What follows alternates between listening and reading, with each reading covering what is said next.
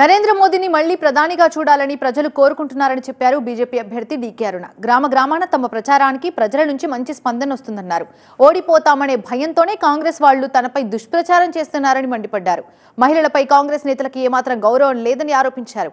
వారికి తగిన బుద్ధి చెప్పేందుకు ప్రజలు సిద్ధంగా ఉన్నారని స్పష్టం చేశారు డీకే అరుణ.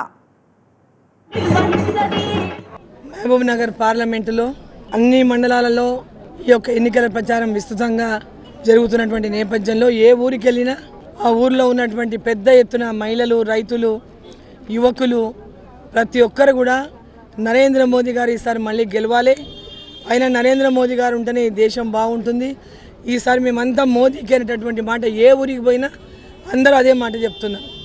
ఆడపిల్లలు కానీ, యువకులు కానీ, రైతులు కానీ, ఈ కులము ఆ కులం అనకుండా ప్రతి ఒక్కరు కూడా మోదీ ఉండాలి, మోదీ ఉండాలి, మేము మోదీ గారికే ఈసారి మా ఓటు అని చెప్తున్నారు.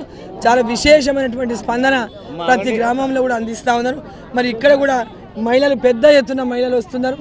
ఒక మహిళగా వాళ్ళందరూ కూడా అరుణమ్మ ఒక మహిళ, మరి మేమందరం రేపు అమ్మతోన ఏదున్నా కూడా అడిగి చేయించుకోవచ్చు, మేమందరం అమ్మ దగ్గర డైరెక్ట్గా పోవచ్చు, ఒక ఆడబిడ్డ మా పాలమూరు బిడ్డ అనేటటువంటి ఒక ఆప్యాయత ఎక్కడ పోయినా అందిస్తూ ఉన్నారు. సో మహబూబ్ నగర్ పార్లమెంటులో భారతీయ జనతా పార్టీ విజయం.